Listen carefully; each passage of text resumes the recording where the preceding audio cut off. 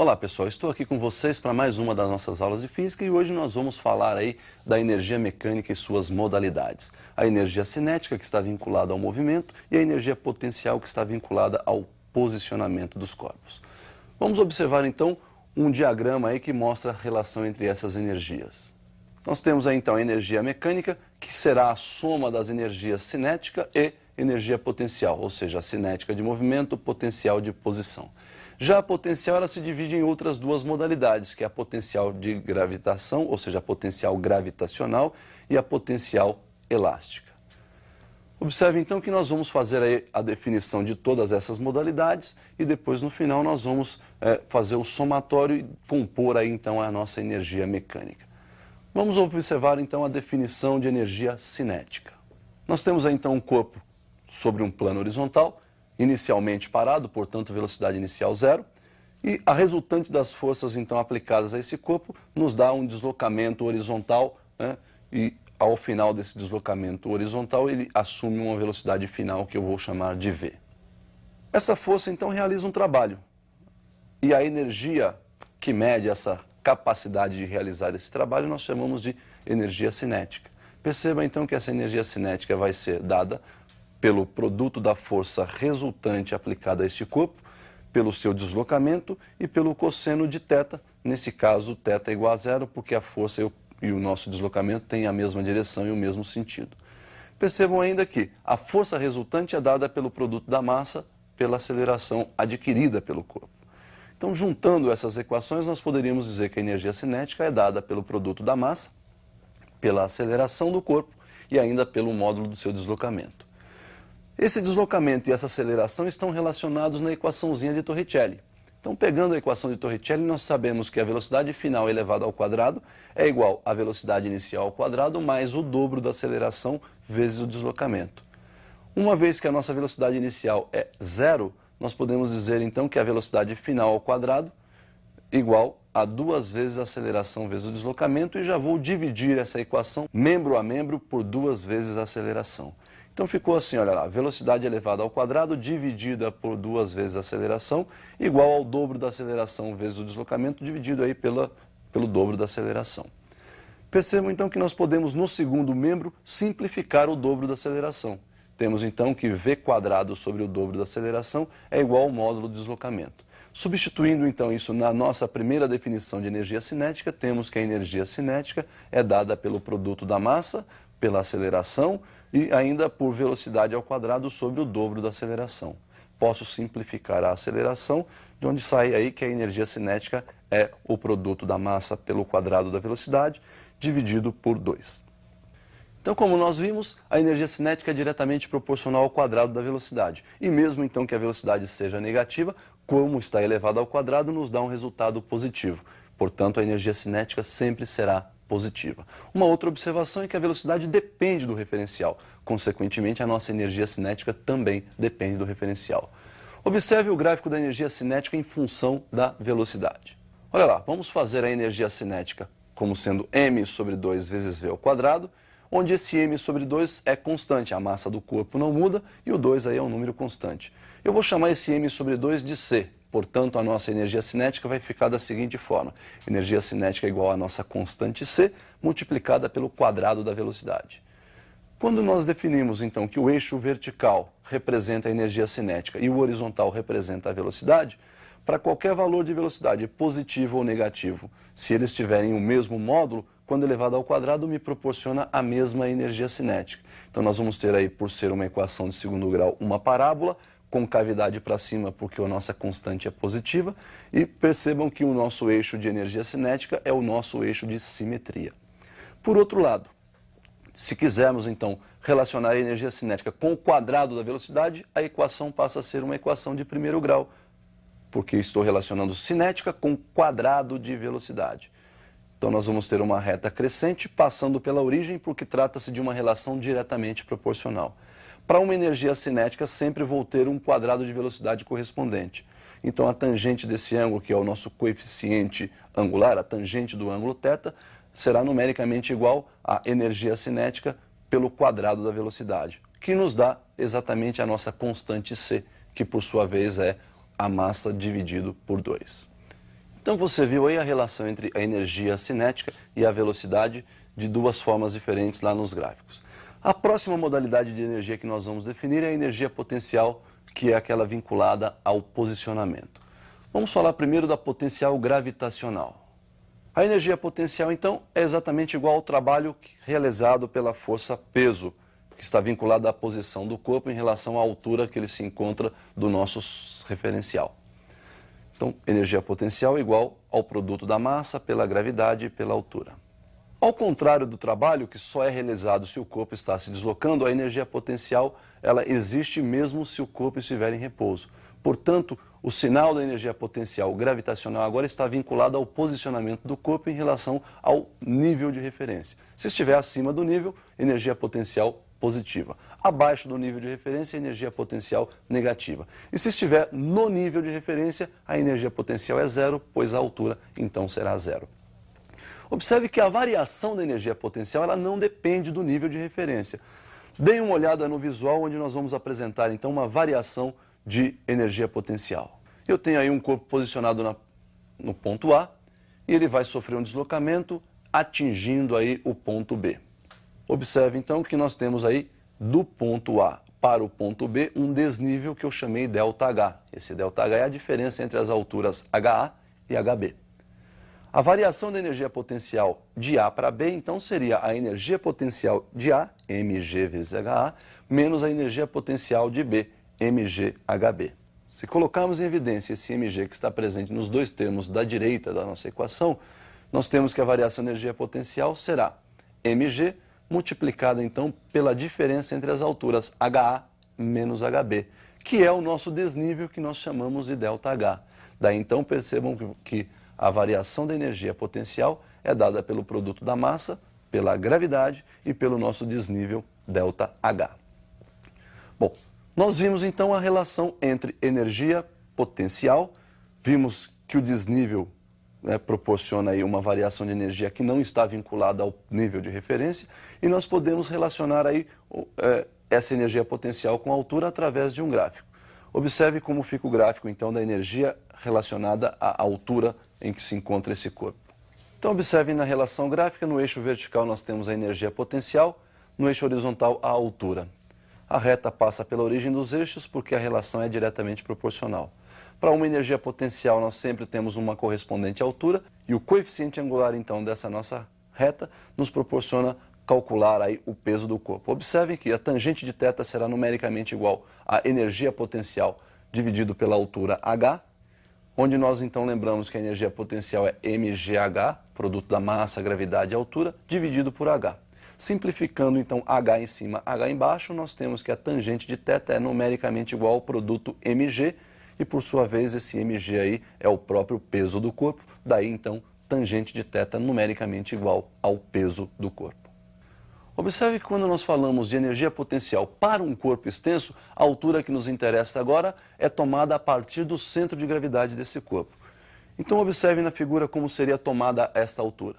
Tem aí um corpo extenso, seu centro de gravidade está assinalado, e nós vamos, para calcular sua energia potencial, utilizar a sua massa, a gravidade local e a altura que vai do solo que nós adotamos como referencial até o centro de gravidade desse corpo. Então, pessoal, nós vimos aí a definição da energia potencial gravitacional. A outra modalidade de energia potencial é a energia potencial elástica. E nós vamos, antes de falar dessa energia, observar a lei de Hooke. Fiz para você um visual onde nós vamos definir essa lei. Bom, então a lei de Hooke pode ser entendida da seguinte forma, olha aí. Uma mola no seu comprimento natural está pendente aí do teto de uma sala e você vai então aplicar uma força na sua extremidade livre, fazendo com que ela sofra uma deformação que nós vamos chamar de x, que é a diferença entre o comprimento final, após a deformação, menos o comprimento natural da mola. Quando você aplica essa força deformando a mola reage, tentando voltar ao seu comprimento natural. Esta força nós chamamos de força elástica. A força elástica, então, segundo Hooke, é dada pelo produto de K, constante rigidez da mola, pela deformação sofrida por essa mola, ΔL. Vamos chamar esse ΔL de x. Temos então que a nossa força elástica é dada pelo produto da nossa constante de rigidez K e a deformação x sofrida pela mola. Observe que a lei de Hooke é uma relação diretamente proporcional. Nós vamos fazer uma relação gráfica para essa lei e daí nós vamos tirar duas propriedades importantes. Inclusive, uma delas é a própria definição da energia potencial elástica. Perceba como fica o gráfico dessa nossa lei de Hooke. Então, nós temos aí o gráfico que representa a força elástica em função da nossa deformação x. É uma reta passando pela origem dos eixos, por ser uma relação diretamente proporcional. Na vertical, nós temos a força elástica Kx, correspondente à deformação x lá na horizontal. Perceba que a primeira propriedade, então, vem do coeficiente angular dessa nossa reta. A tangente do ângulo de inclinação da reta é numericamente igual ao cateto oposto, que é o nosso Kx, dividido pelo cateto adjacente, que é a própria deformação x. Kx dividido por x, posso simplificar x em cima, x embaixo, daí a nossa tangente ser numericamente igual à constante elástica ou à constante de rigidez K. A segunda propriedade é a própria definição da energia potencial elástica, uma vez que se você calcula essa área achurada que aparece no gráfico para a deformação x, ela mede o trabalho realizado pela força elástica. E esse trabalho é medido através da sua energia potencial elástica. A energia potencial elástica mede a capacidade que essa força elástica tem em realizar esse trabalho.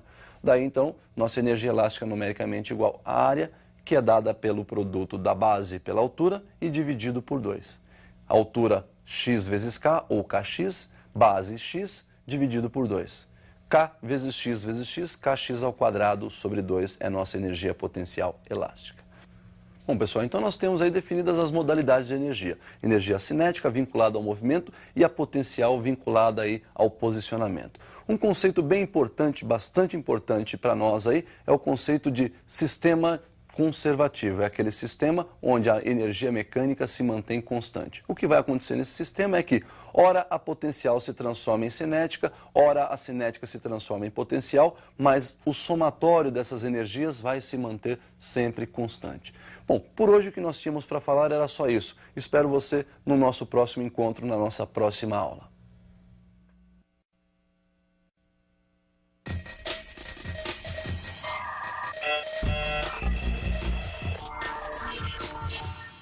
Olá pessoal, estou aqui com vocês para mais uma aula da nossa física e hoje nós vamos falar de impulso e quantidade de movimento. Impulsionar o corpo, como o próprio nome já diz, já traduz, é aplicar uma força e dar um empurrão nesse corpo. Então nós vamos impulsionar um corpo aplicando uma força, esse impulso começa então no ato em que a força começa a atuar e termina no momento em que você para de exercer essa força. Então nós vamos ter aí um impulso calculado para um intervalo de tempo ΔT. Vejamos então como fica a definição do impulso. Olha lá, um corpo está sofrendo a ação de uma força. O impulso então é dado pelo produto da força pelo intervalo de tempo ΔT.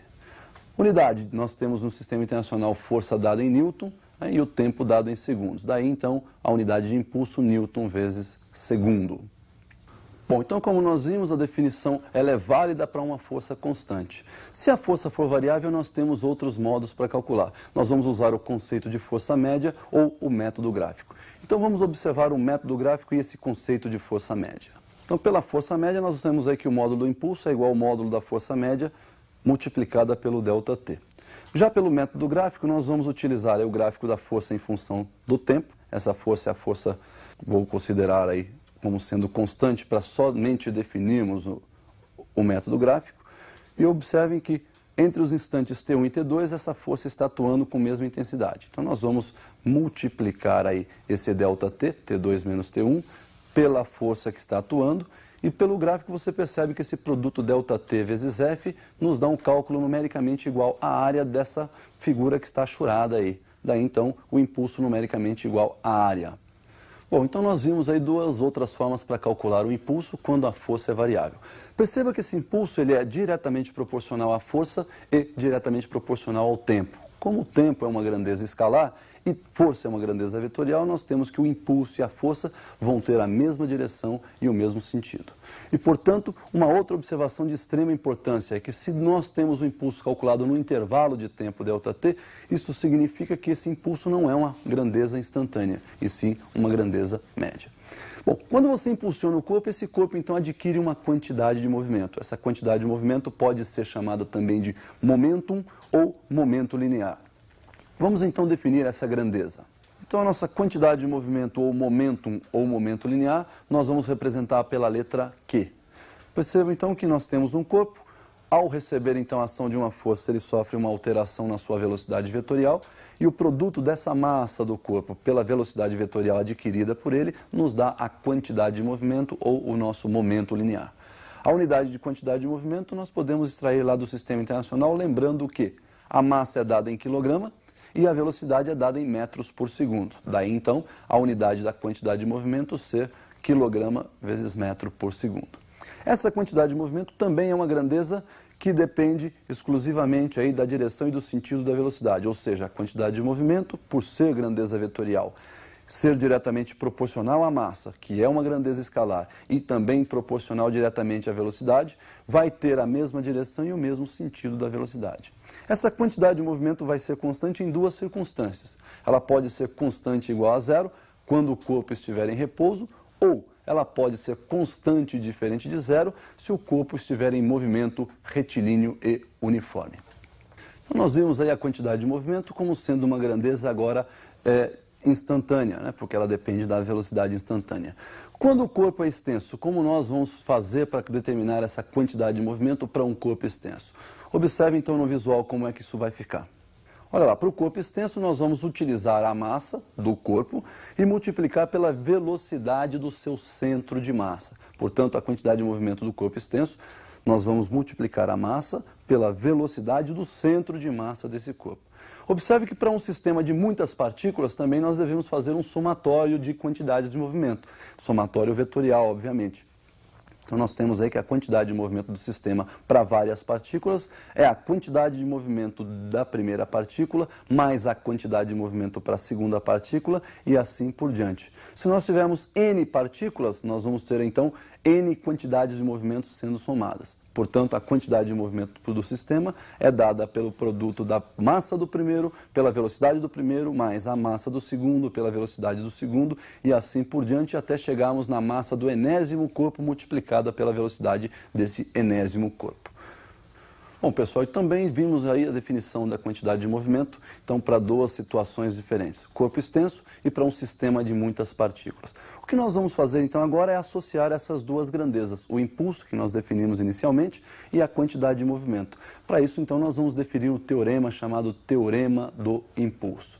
Vamos observar, então, no visual como fica o teorema do impulso. Bom, teorema do impulso, nós temos, então, um corpo de massa m, que vai sofrer a ação de uma força que nós chamamos de força resultante. Essa força tem a mesma direção e o mesmo sentido do deslocamento. Velocidade inicial desse corpo V1, a sua velocidade final após o deslocamento V2, após o deslocamento D. E nós sabemos que a força resultante é massa vezes aceleração pela segunda lei de Newton. Bom, uma outra equação que nós temos em mente é a da aceleração. A aceleração é variação de velocidade num certo intervalo de tempo, ou seja, a aceleração média, a rapidez com que varia a velocidade. O que nós vamos fazer então é uma substituição aí da aceleração na primeira equação, na segunda lei de Newton, por ΔV sobre ΔT, onde então nós temos a força resultante igual à massa que multiplica a variação de velocidade por variação de tempo. Se multiplicarmos a equação membro a membro por ΔT, nós vamos ter aí de um lado da igualdade força resultante vezes ΔT, do outro lado nós vamos ter massa vezes variação de velocidade sobre ΔT, variação de tempo, multiplicada por ΔT. Simplificando então o segundo membro da equação, ΔT multiplicando e ΔT dividindo, nós temos que a força resultante vezes ΔT, que é o próprio impulso, igual a massa vezes a variação da velocidade. Variação da velocidade nós conhecemos, é velocidade final menos velocidade inicial. Então nós temos o produto da massa pela diferença das velocidades. Bom, m vezes V2 menos V1, fazendo a propriedade distributiva, nós temos aí que o impulso é igual a m vezes V2, massa vezes a velocidade final, menos a massa vezes a velocidade inicial. Pessoal, massa vezes velocidade nós já sabemos do que se trata. Massa vezes velocidade é quantidade de movimento.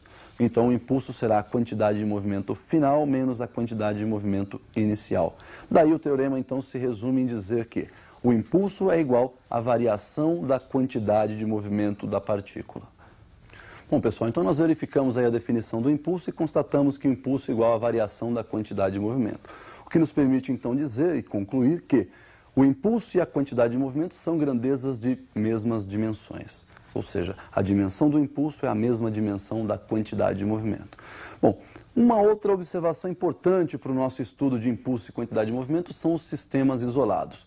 Nós dizemos que um sistema é isolado quando a força resultante externa que está sendo aplicada a este corpo se anula, ou seja, tem força resultante externa igual a zero. Vamos observar então essa situação em que a força resultante aplicada no corpo é nula. Bom, então o sistema mecânico isolado é aquele sistema em que a força resultante externa é nula, é igual a zero. Bom, sempre que um sistema for isolado, nós podemos tirar daí um princípio ou um teorema muito importante. É o princípio ou teorema da conservação da quantidade de movimento. Então, se nós temos o sistema isolado, isso implica numa força resultante externa igual a zero. Se a força resultante externa é igual a zero, nós temos o impulso nulo. O impulso também é zero. E se o impulso é nulo, nós não temos variação da quantidade de movimento, o que implica numa quantidade de movimento constante. Daí, então, se o sistema é isolado, a quantidade de movimento se mantém constante. Bom, pessoal, quando nós falamos de sistema isolado, existe um caso de muita importância para o estudo de sistemas isolados, que é onde ocorre a explosão de um corpo. Nós vamos observar aqui numa explosão, nós temos o princípio ou o teorema da conservação da quantidade de movimento. Então vejamos uma explosão de um corpo, como a quantidade de movimento se conserva. Então nós temos aí o exemplo onde ocorre a explosão de um corpo. Um corpo de massa m vai se dividir, por exemplo, em 4 partes, de massas m1, m2, m3 e m4. Se antes esse corpo está parado, obviamente após a explosão, essas partes vão adquirir velocidades, que nós vamos chamar de V1, V2, V3 e V4, respectivamente. Perceba que a massa, então, total do corpo é o somatório das massas de cada uma dessas partículas, de cada um desses fragmentos. Então, a massa total é a soma das massas. Como na explosão não existe nenhuma força externa atuando neste corpo, nós dizemos que as forças que atuam aí durante a explosão são forças estritamente internas. Então, nós podemos dizer que nesse sistema a quantidade de movimento antes da explosão é exatamente igual à quantidade de movimento depois ou imediatamente depois da explosão. Bom, um outro caso muito importante que nós temos aí para sistemas isolados é quando dois corpos sofrem uma colisão. Esse sistema também é muito importante e vai aparecer no vestibular. Vejamos então a colisão entre dois corpos. Então, a colisão entre dois corpos, nós temos aí o antes e o depois da colisão. Então, nós vamos imaginar aí os corpos que estão caminhando um para o outro, né? O M1 com velocidade V1, o M2 com velocidade V2, e antes da colisão, então, nós temos uma quantidade de movimento total do sistema, dada pelo produto da massa do primeiro corpo pela velocidade dele, mais o produto da massa do segundo corpo pela velocidade dele. Após a colisão, esses corpos, então, têm uma alteração em suas velocidades. Olha lá, o M1 passou a ter uma velocidade que estou chamando de V3, e o M2 passou a ter uma velocidade que eu chamei aí de V4. Então, nós podemos também calcular uma quantidade de movimento do sistema logo após a colisão. M1 vezes V3, que é a sua nova velocidade, mais M2 vezes V4, que é a sua nova velocidade. Então, nós podemos observar aí, como também não houve ação de forças externas, que a quantidade de movimento antes e depois da colisão se mantém constante. Portanto, Q antes igual a Q depois. Bom, pessoal, essas aplicações de impulso e quantidade de movimento são extremamente importantes e vão aparecer nos vestibulares. Então, o ideal é que você faça muitos exercícios praticando o impulso, praticando a quantidade de movimento, o teorema do impulso, para que você se dê bem lá na frente nas suas provas. Por hoje, o que nós tínhamos para ver, então, era esse assunto. Espero que você tenha gostado. Até a nossa próxima aula.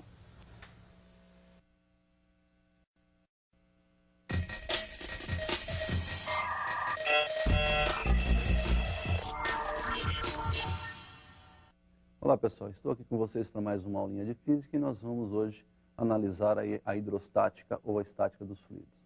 Vamos começar vendo algumas imagens.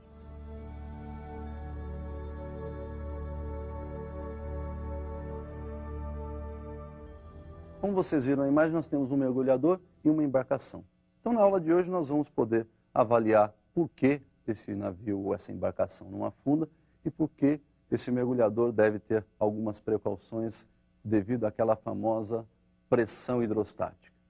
Então, nós vamos começar com algumas definições para que depois a gente possa analisar as leis que vão apoiar o nosso estudo na hidrostática. Vamos começar com esse visual. Então, olha aí, a densidade absoluta de um corpo nós vamos representar pela letrinha μ, e nós vamos imaginar então um corpo de massa m, volume v, onde a relação entre essa massa e este volume nos dá a densidade absoluta. No sistema internacional nós já sabemos que a massa é medida em quilogramas e o volume é medido em metros cúbicos. Daí então a unidade de densidade seria quilograma por metro cúbico. No sisteminha CGS a massa é medida em grama e o nosso volume é medido em centímetros cúbicos. Daí então nós temos que a unidade da densidade é grama por centímetro cúbico.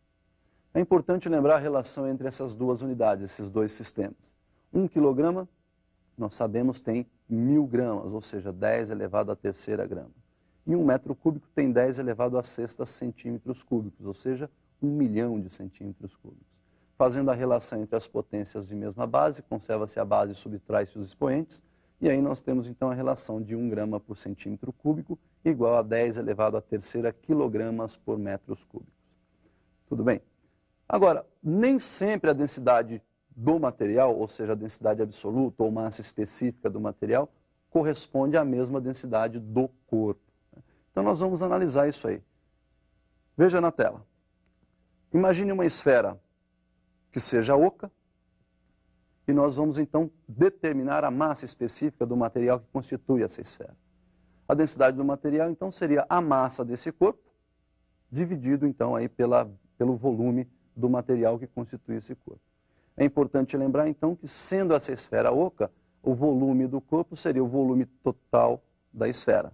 Só que para o material nós devemos excluir ou eliminar ou subtrair o volume da parte oca. Daí então a densidade do material seria a massa do corpo dividido pela diferença entre os volumes do corpo e o volume da parte oca.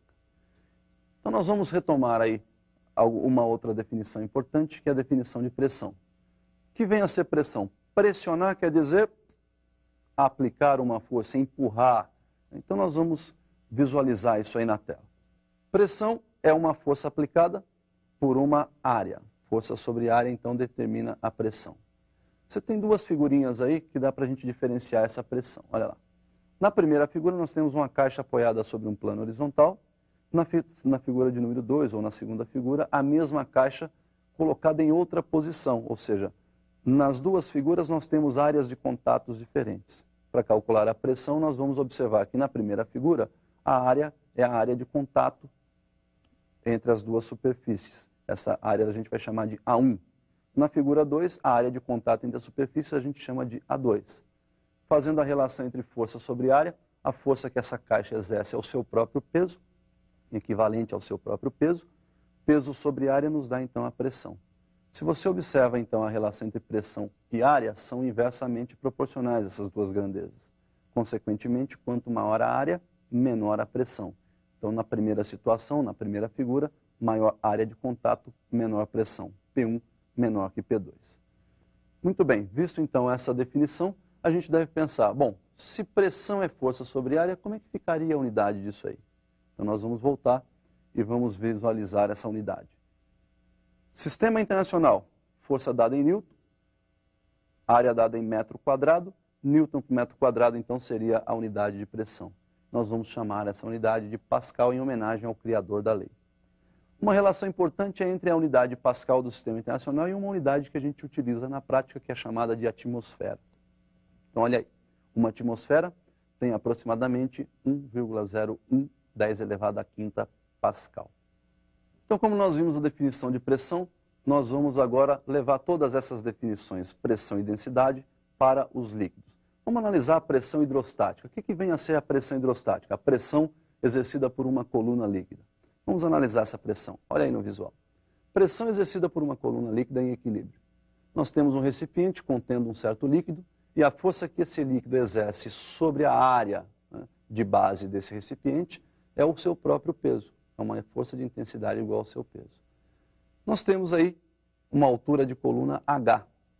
A pressão hidrostática, então, seria a relação entre o peso e a área.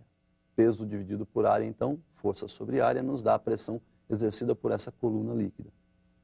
Visto, então, já algum tempo atrás na aulinha de leis de Newton, peso é igual a massa vezes a gravidade, nós temos então que a pressão hidrostática é mg, massa vezes a gravidade, dividido por A, que é a área da base do recipiente. Lembrando da definição de densidade, massa sobre volume, isolando a massa, nós temos que a densidade multiplicada pelo volume pode substituir essa massa aí. Então a equaçãozinha ficaria assim, olha lá. Pressão hidrostática é densidade vezes volume, multiplicado pela gravidade sobre a área.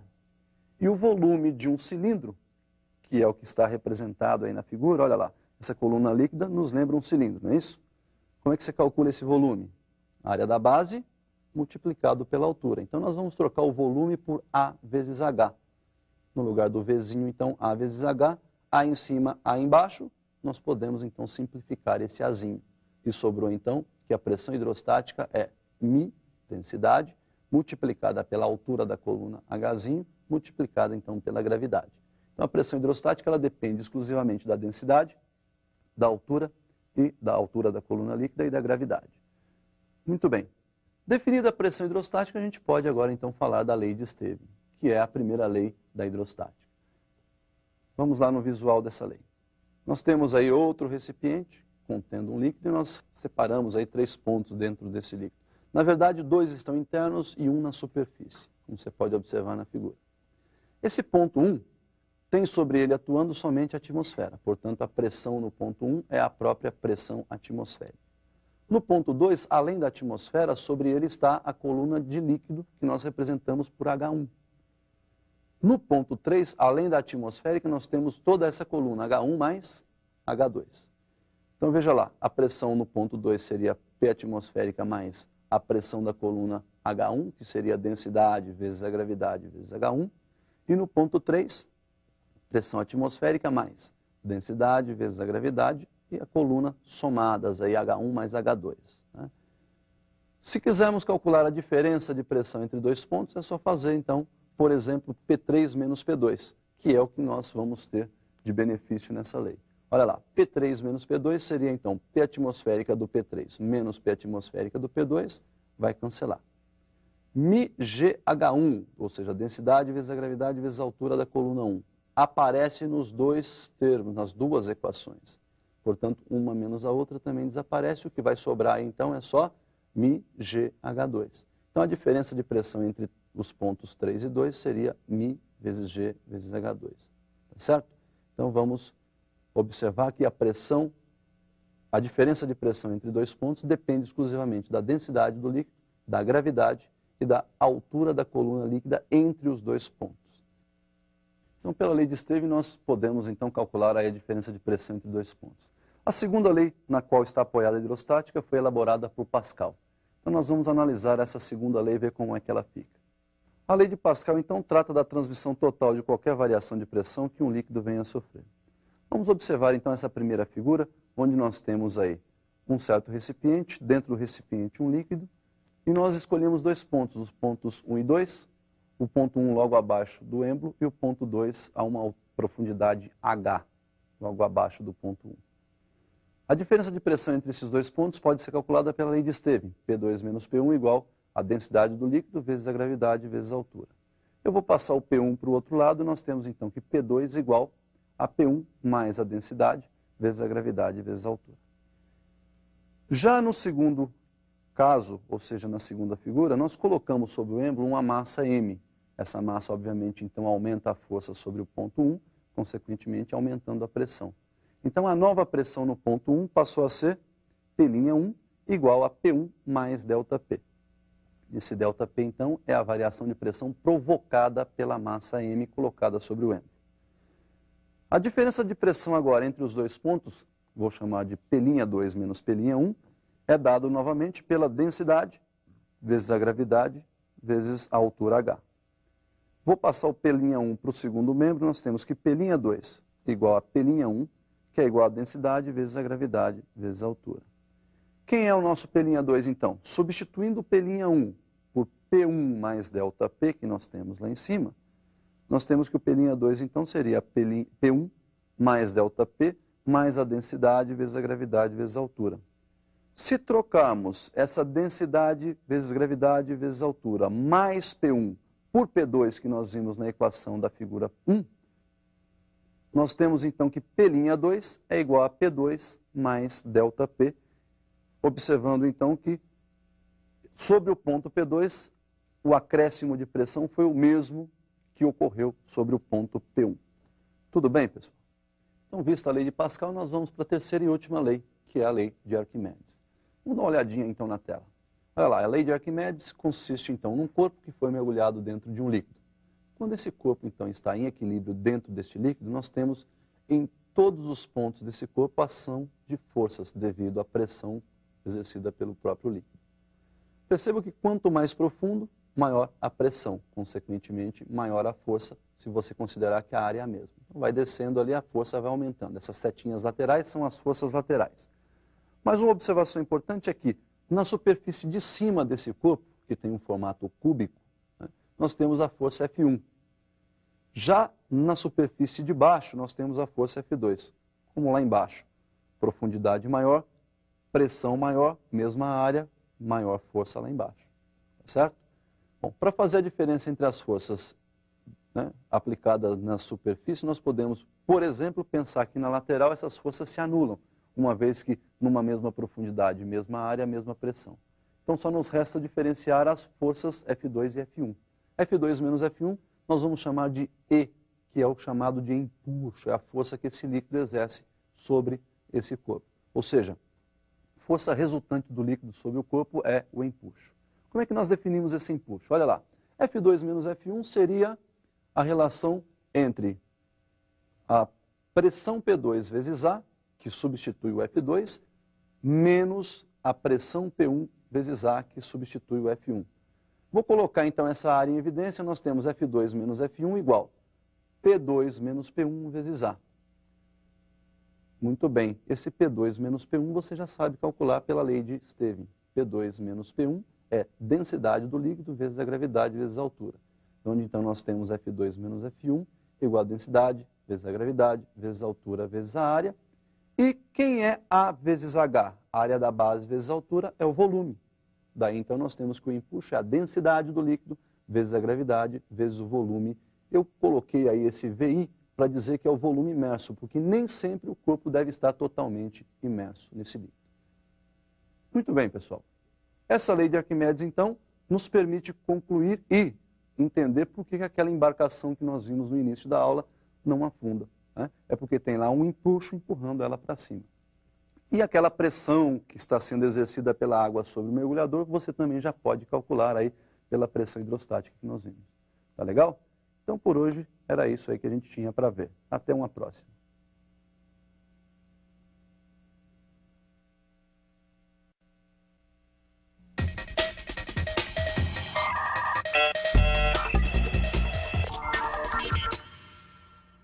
Olá pessoal, estou aqui com vocês para mais uma das nossas aulas de física e nós hoje vamos falar de temperatura, nós vamos falar da termometria, vamos falar das escalas termométricas. E a temperatura a gente define de uma forma muito simples, né? O que é a temperatura? A temperatura nada mais é do que um número que nós vamos associar a um corpo para medir estado de agitação das moléculas que constituem aquele corpo. Então isso é temperatura. E eu vou fazer uma pergunta para a gente lá no final, então depois de analisada todas as escalas, todas as possibilidades de escalas termométricas, de conversão entre elas, a gente poder então responder essa pergunta. Será que ao colocar um termômetro embaixo do braço, você, esperando aí 3, 4 minutinhos, ao tirar esse termômetro, poderia fazer uma leitura, por exemplo, de uma temperatura de 103, 104 graus? Bom, lá no final a gente responde isso aí. Bom, hoje a gente vai falar então das escalas termométricas, mas para isso a gente vai conhecer então o termômetro. Vamos mostrar para você o termômetro e destacar algumas partes desse termômetro. Então o termômetro é constituído de duas partes, essa parte mais alongada aqui é a haste, né, e essa parte menorzinha aqui é o bulbo onde está concentrada a nossa substância termométrica. Perceba então que nesse corpo termométrico, na haste, nós temos aí a graduação do termômetro. Então temos alguns números, alguns risquinhos, e esses números é que vão dizer para nós qual é a temperatura que nós devemos ler através desse termômetro. Bom, pessoal, nós vimos lá no termômetro que ele está cheio de números e tracinhos. Esses números, né, são o que nós chamamos de escalas termométricas. Aqueles númerozinhos lá, eles representam uma escala termométrica. E nós podemos aí analisar várias escalas, né? Nós temos algumas escalas que vão cair no vestibular, que nós devemos conhecer, vamos falar delas hoje, mas você pode inclusive criar sua própria escala, desde que você tenha um embasamento para isso. Bom, nós vamos falar de algumas escalas e aqui no Brasil nós temos uma escala de uso diário, aquela escala que nós usamos no dia a dia, que é a escala Celsius. Então, a primeira escala que nós vamos conhecer é a escala Celsius. Toda escala tem dois pontos que nós chamamos de pontos fixos fundamentais. Então, observem esses pontos para a escala Celsius. Olha lá, a escalinha Celsius nós vamos representar por graus Celsius ou graus centígrados, podemos usar os dois termos. E o primeiro ponto fixo, também conhecido como ponto de gelo ou ponto de fusão, na escala Celsius é de 0 graus Celsius. O segundo ponto fixo fundamental, que é o ponto de vapor ou ponto de ebulição, na escala Celsius vale 100 graus centígrados ou 100 graus Celsius. Bom, então nós vimos e conhecemos aí os pontos fixos fundamentais da escala Celsius. Já outros países preferem usar um outro tipo de escala. Por exemplo, nos países europeus, lá nos Estados Unidos, eles usam uma outra escala, que é a escala Fahrenheit. Para eles, lá eles pronunciam Fahrenheit e nós vamos pronunciar aqui do modo aportuguesado, ou seja, nós vamos falar de Fahrenheit mesmo. A escalinha Fahrenheit também tem dois pontos fixos fundamentais, que são os mesmos da escala Celsius em termos de nomeação. Tem o mesmo nome, mas os valores são diferentes. Então, observe aí os pontos fixos fundamentais da escala Fahrenheit. Olha lá, o primeiro ponto fixo leva o mesmo nome, ponto de gelo ou ponto de fusão, e na escala Fahrenheit esse valor é de 32 graus Fahrenheit. Já o segundo ponto fixo fundamental, também ponto de vapor ou ponto de ebulição, na escala Fahrenheit o seu valor é de 212 graus Fahrenheit. Então, essa é uma segunda escala, né, que nós vamos analisar também e comparar com a escala Celsius. A terceira escala é a que nós chamamos de escala absoluta. Escala absoluta para nós, em termos de temperatura, é aquela que possui somente valores positivos. E essa escala é aquela que nós chamamos de escala Kelvin. Por ter valores somente positivos, então ela é dita escala absoluta. É a escala que possui o zero absoluto. Pessoal, zero absoluto em termos de temperatura significa paralisação total das moléculas. Então, paralisar completamente as moléculas significa chegar no zero absoluto. Esse zero absoluto pertence à escala Kelvin e é um valor teórico, né? Não se conseguiu até hoje chegar a esse zero absoluto, a paralisar completamente as moléculas. Então, nós vamos também analisar essa escala Kelvin para fazermos aquelas comparações. Então, observem aí os pontos fixos da escala Kelvin. O primeiro ponto fixo fundamental, ponto de gelo ou ponto de fusão, 273 Kelvin. Já o segundo ponto fixo, ou ponto de vapor ou ponto de ebulição, 373 Kelvin. Percebam que a escala Kelvin não tem a notação graus, como tinha na Celsius e como tinha na Fahrenheit, né? Isso é para a gente diferenciar a escala Kelvin das demais. Então não se usa a notação graus Kelvin. Nós só vamos dizer o valor numérico acompanhado da palavra Kelvin. 273 Kelvin e 373 Kelvin para os pontos fixos, respectivamente. Pessoal, essa escala Kelvin, então, é aquela que nós vamos chamar de absoluta, e perceba que nós também representamos a temperatura de uma forma diferente nessa escala. Nas demais escalas, a gente representava a temperatura pela letra θ. Na escala Kelvin, nós vamos chamar a temperatura de T, que também é para diferenciar das demais escalas, tá certo?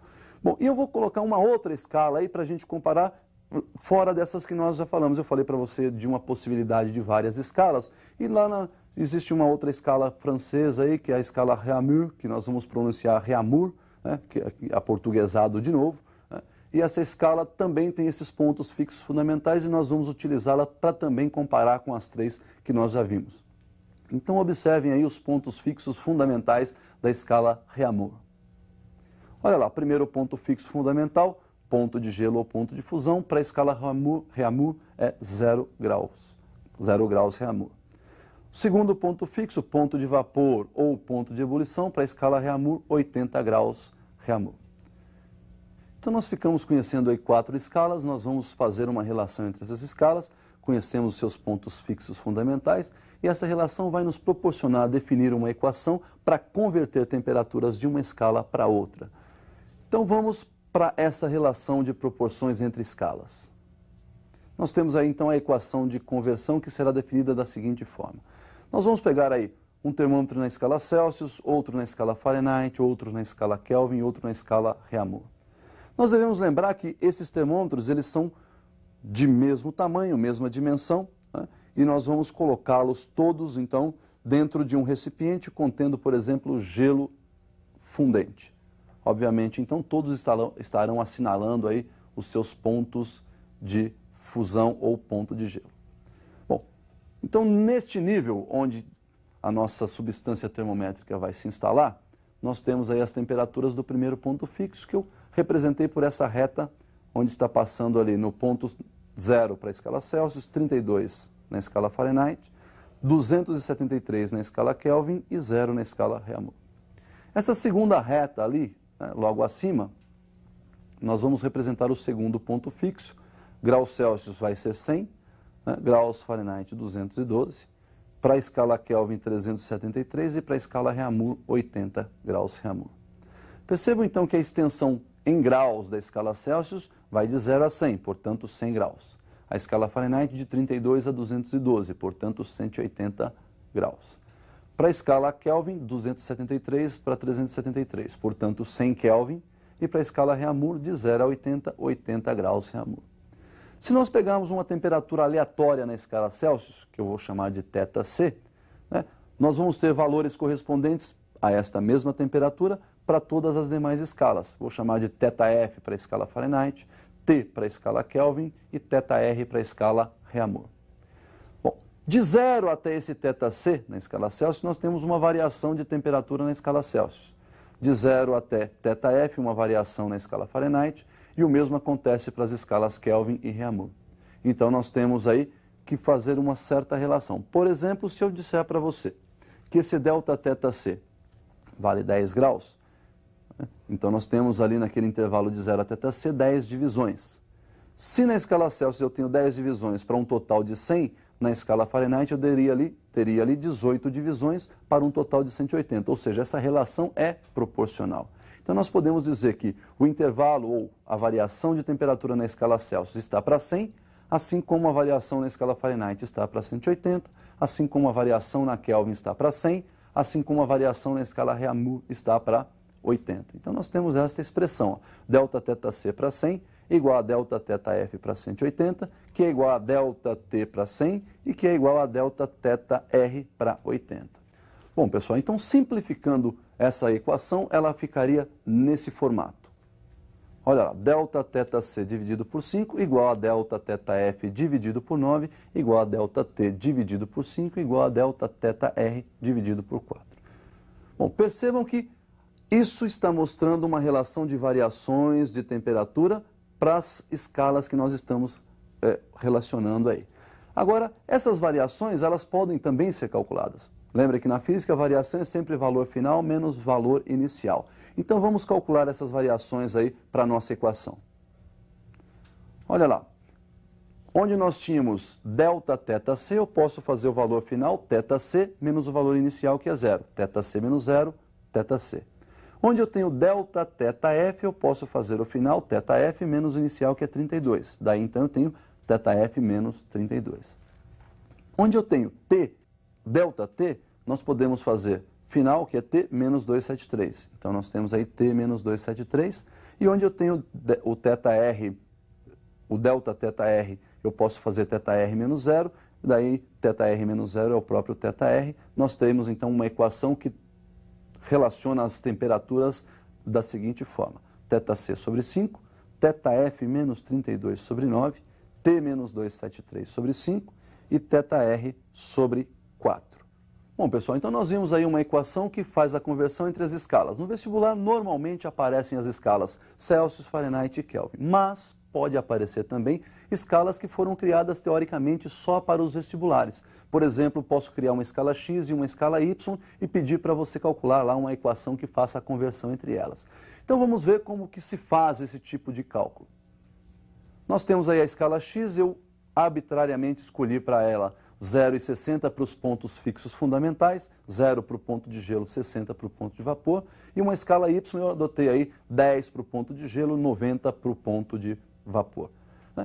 Peguei aí uma temperatura aleatória θx que tem o seu valor correspondente na escala y, θy. Então, da mesma forma, a nossa escala x varia entre os dois pontos fixos em 60 graus x, e a nossa escala y entre os dois pontos fixos varia em 80 graus y. Nós temos aí uma variação que vai de 0 a θx, eu chamei de delta θx, e uma variação que vai de 10 a θy, que eu chamei de delta θy. Fazendo então a relação de proporção, o delta θx está para 60, assim como o delta θy está para 80. Simplificando esta equação, o nosso delta θx está para 3, assim como o delta θy está para 4.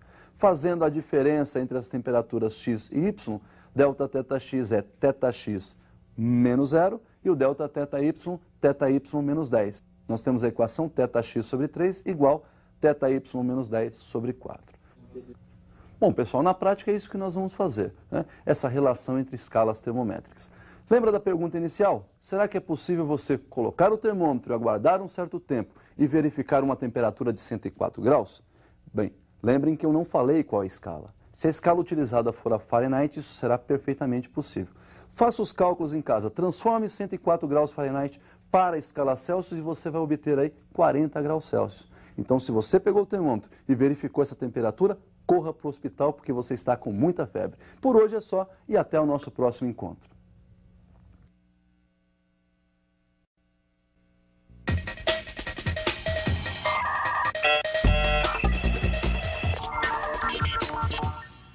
Olá pessoal, estou aqui com vocês para mais uma das nossas aulas e hoje nós vamos falar da calorimetria. Nós vamos definir o calor, vamos aprender como se calcula esse calor, né?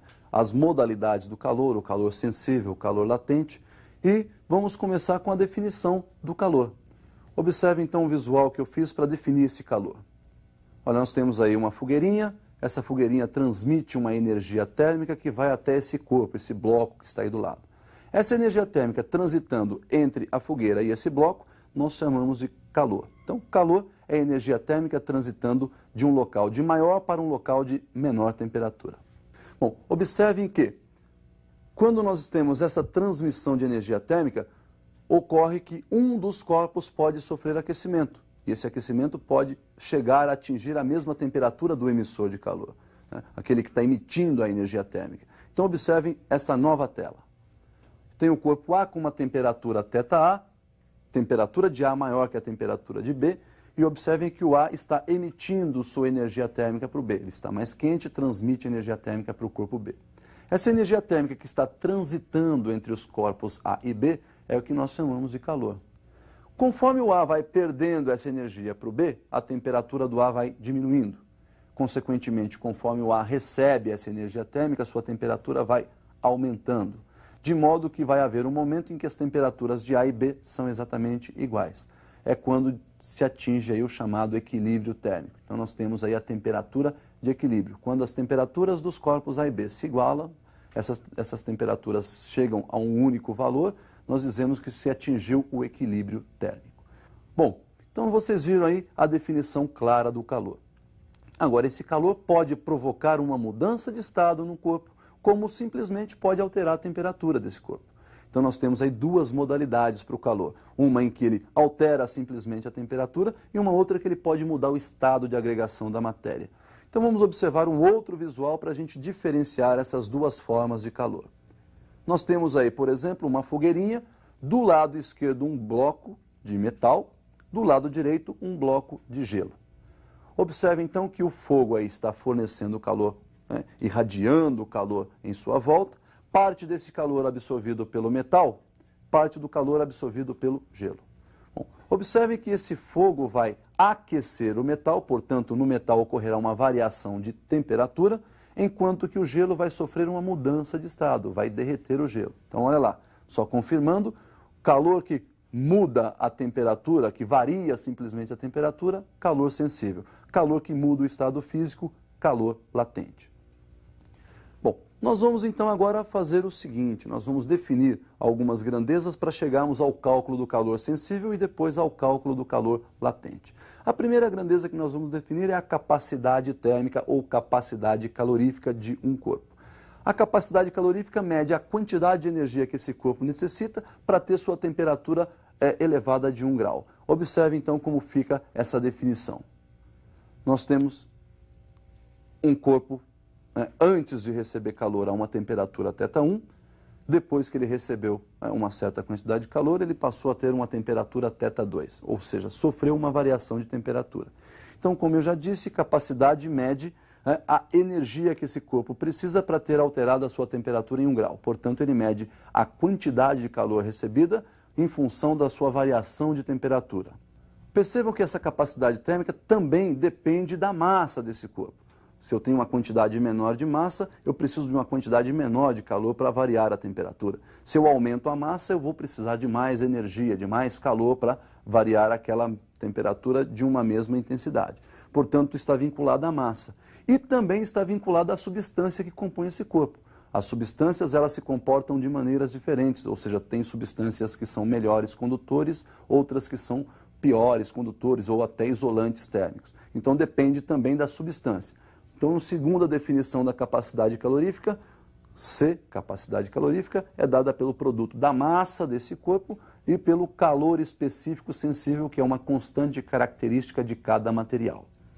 Então, nós definimos aí a capacidade térmica ou capacidade calorífica e nós vamos verificar, então, as unidades que a gente vai utilizar aí para representar essa grandeza. Observe um quadro de unidades, então. Nós temos aí um sistema internacional, a unidade da quantidade de calor, que é aquele Q, é dada em Joule, a unidade da temperatura é dada em Kelvin no sistema internacional, e a unidade da capacidade térmica, então, será Joule por Kelvin. Já uma unidade que nós utilizamos aí na calorimetria, é a mais usada, inclusive, a quantidade de calor é dada em calorias. A unidade da temperatura, nós vamos utilizar a escala Celsius, e a unidade da capacidade térmica, então, será caloria por grau Celsius. Bom, pessoal, dessas duas definições de capacidade térmica, nós podemos unificar essas equações e obter lá o que nós chamamos de cálculo da quantidade de calor sensível. Vamos observar, então, a demonstração dessa equação que permite calcular a quantidade de calor sensível. Olha, nós temos a capacidade térmica como sendo, então, a relação entre quantidade de calor e variação de temperatura. Multiplicando membro a membro essa equação por variação de temperatura, nós temos C vezes Δθ, capacidade vezes variação, igual a Q sobre Δθ, calor sobre Δθ, multiplicado ainda pelo mesmo Δθ, que é a nossa variação de temperatura. Simplificando, então, o segundo termo, nós temos que a quantidade de calor é dada pelo produto da capacidade térmica por variação de temperatura. Nós vimos lá na segunda definição de capacidade térmica, que ela é dependente da massa e do calor específico sensível da substância. Então, nós podemos substituir aí a capacidade térmica por MC, massa vezes calor específico sensível. Daí, então, nós chegamos à equação fundamental. Quantidade de calor é o produto da massa pelo calor específico sensível e ainda pela variação da temperatura. Bom, as unidades que nós vamos usar aí para esse calor específico sensível no sistema internacional seria o Joule por quilograma e Kelvin, né? E Kelvin, na escala Kelvin para o sistema internacional. Na unidade prática, nós usamos aí a caloria por grama e grau Celsius. Bom, falamos de caloria. O que vem a ser essa caloria? Essa unidade de caloria foi definida e nós vamos aproveitar então a definição da caloria para também calcularmos o calor específico sensível da água. Observe então essa definição de caloria e o cálculo do calor específico sensível da água.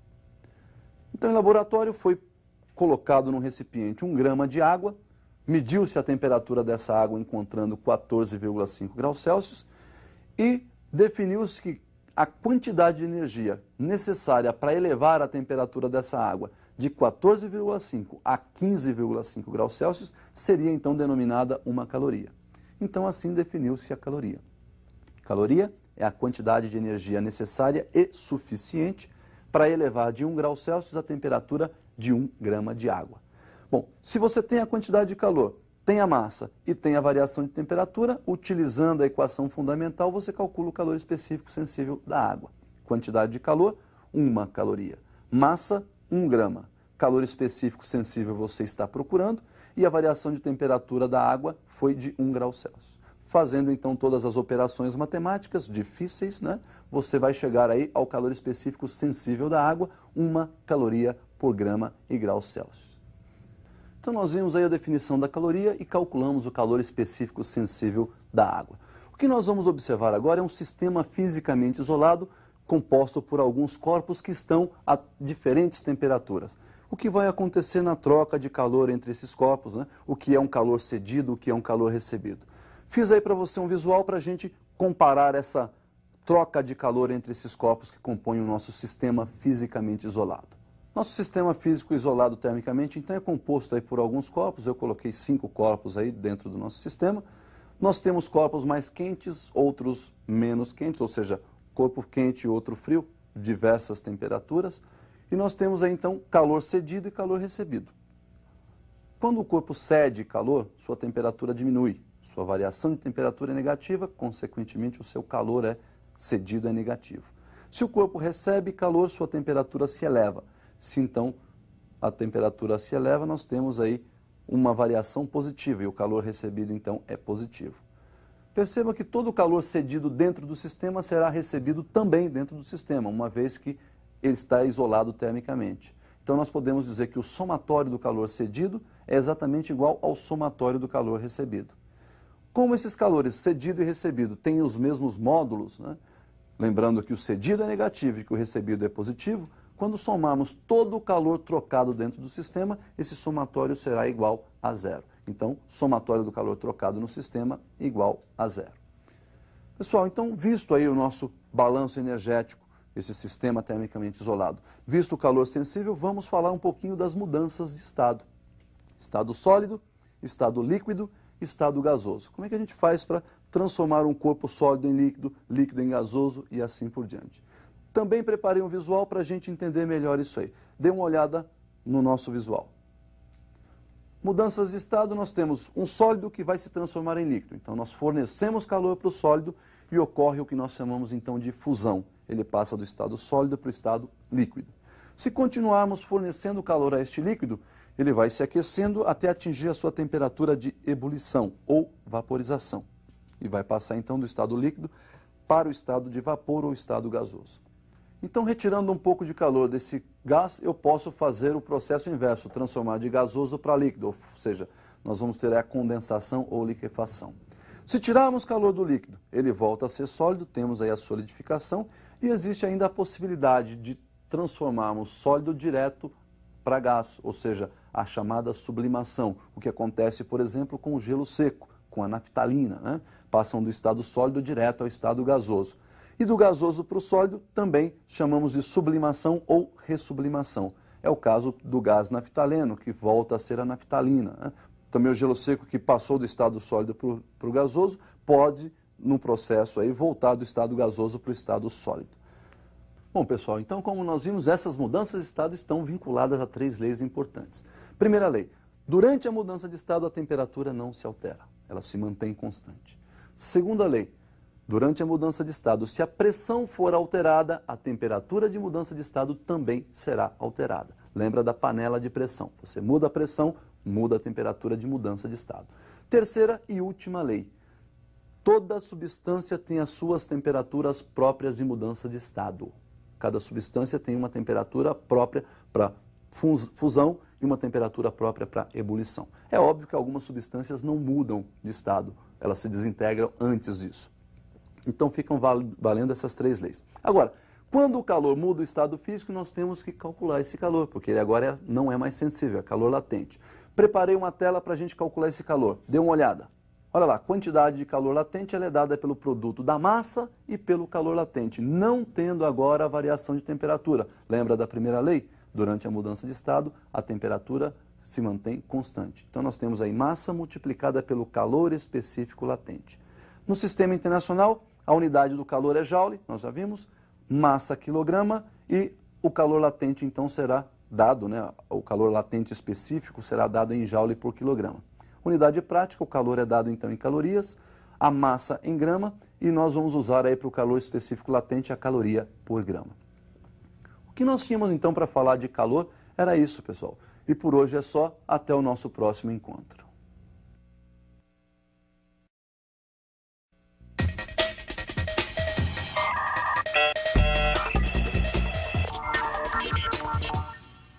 Olá pessoal, estou com vocês para mais uma das nossas aulas de física e hoje nós vamos falar aí da transmissão de calor, dos processos de transmissão de calor e também da dilatação térmica.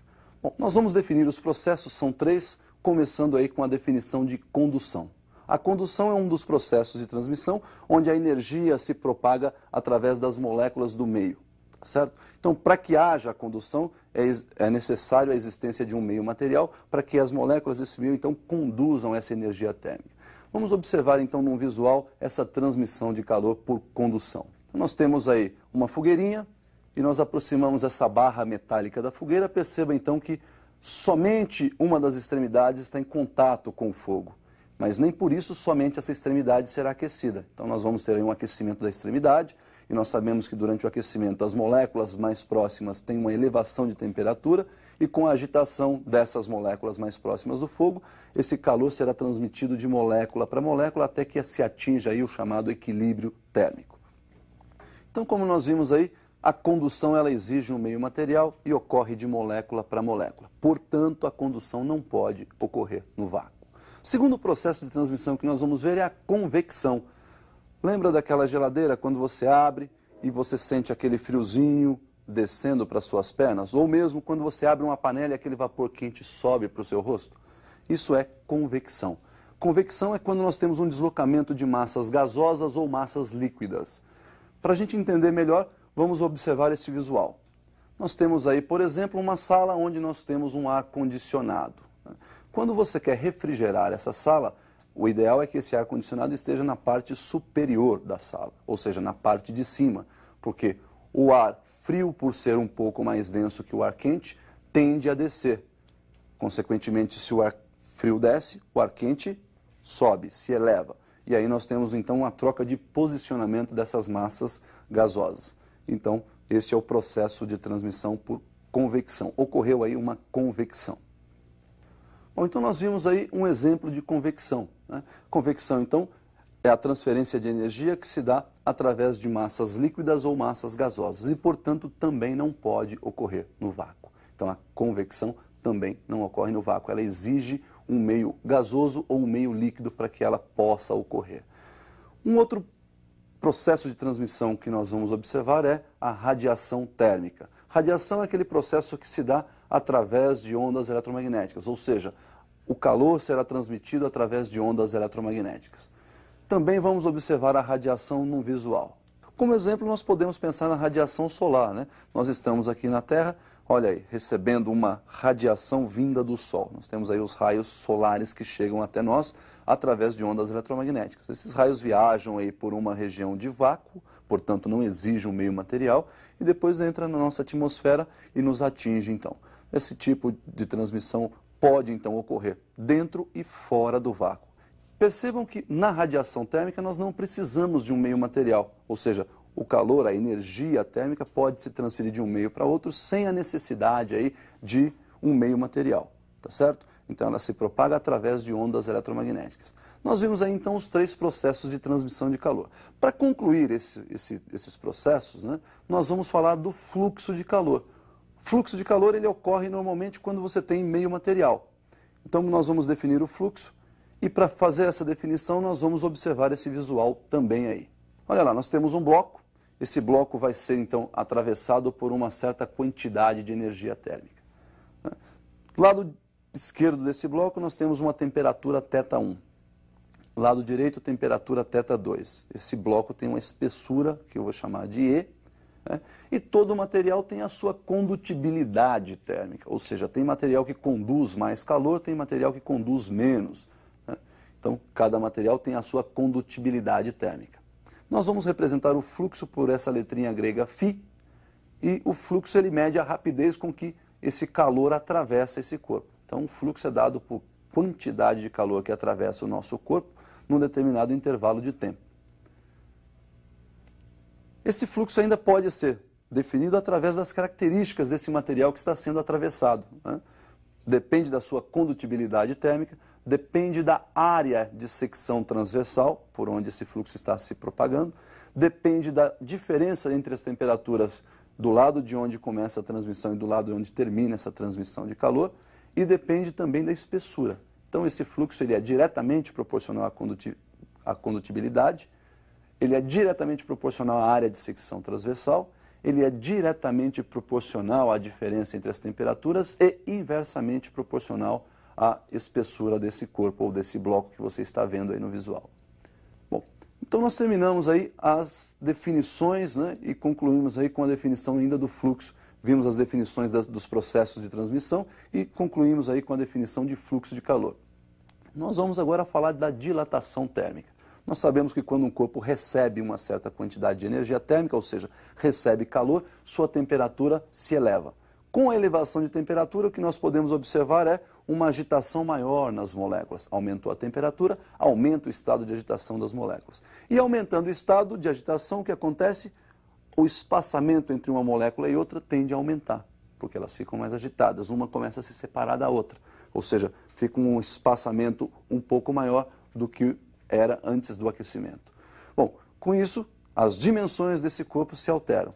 E aí nós chamamos esse aumento de dimensões de dilatação térmica. A dilatação ela pode ocorrer em 3 dimensões. Eu posso ter uma dilatação unidimensional, que é o aumento dos comprimentos, né, das grandezas lineares. Tenho uma outra dilatação que nós chamamos de dilatação superficial ou dilatação bidimensional, que seria aí a dilatação das áreas, né, desse corpo. E temos a dilatação volumétrica ou cúbica, que também pode ser chamada de dilatação tridimensional. Então nós vamos definir uma a uma aí e depois a gente faz aí um fechamento geral nesse assunto de transmissão e dilatação térmica.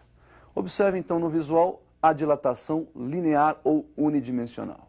Nós temos aí um corpo, chamei de Azinho a sua aresta, né? Então nós temos na verdade um cubo de aresta A, e ao sofrer uma dilatação, a sua aresta de Azinho passou a ser Azão, ou seja, de A minúsculo a maiúsculo. Então nós temos um cubo dilatado.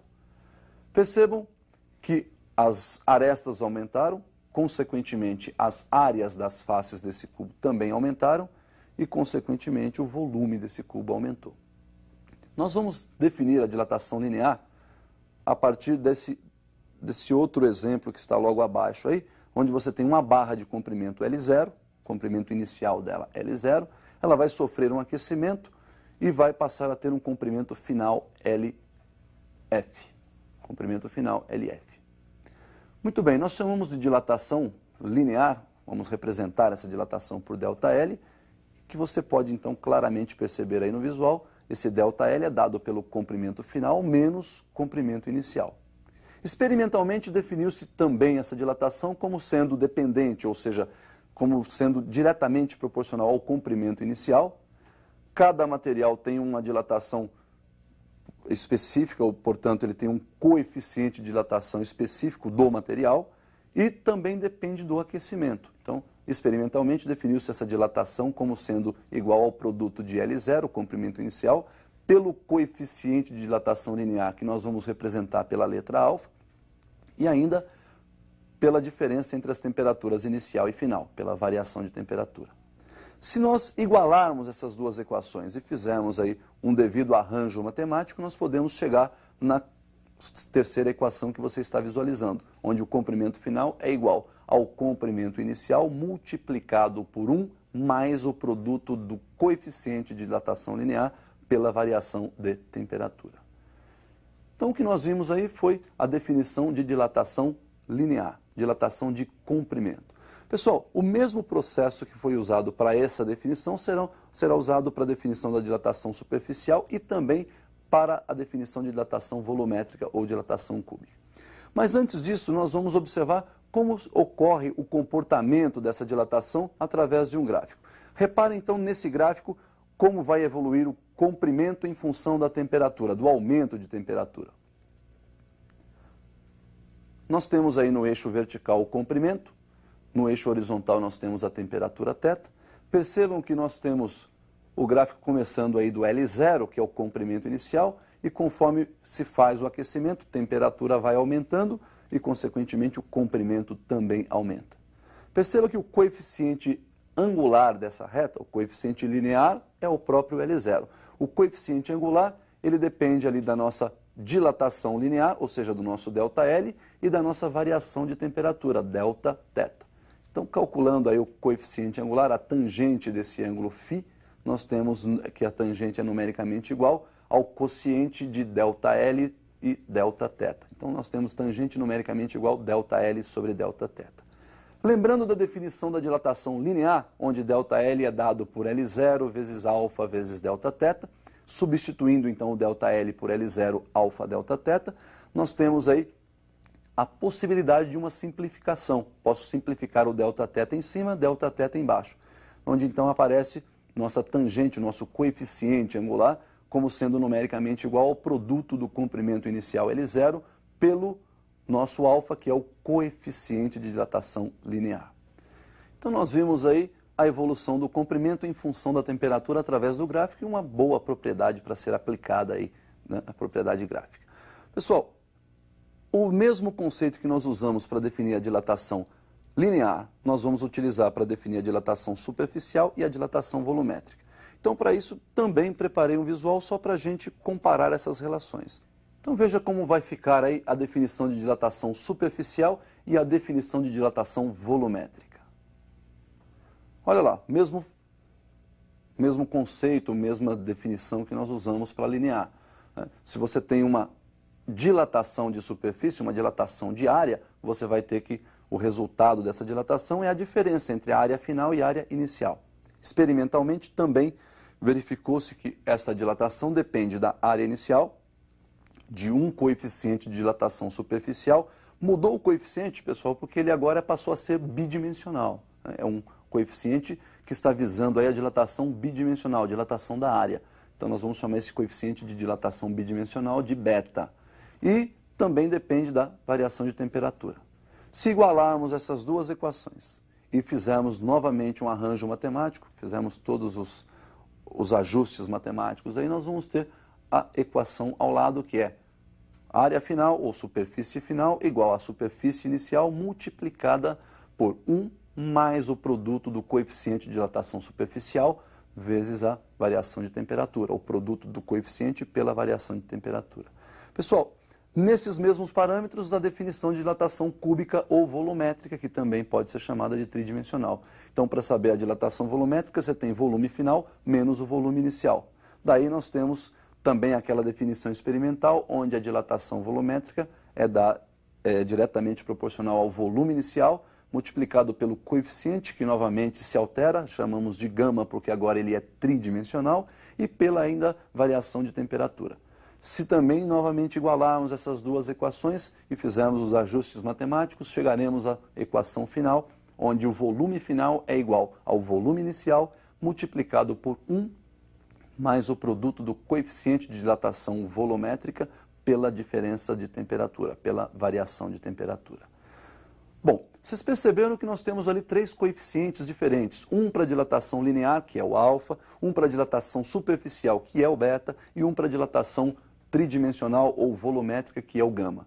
Podemos relacionar esses três coeficientes? É claro que sim, uni, bi e tridimensional. Observe então como fica a relação entre os coeficientes de dilatação.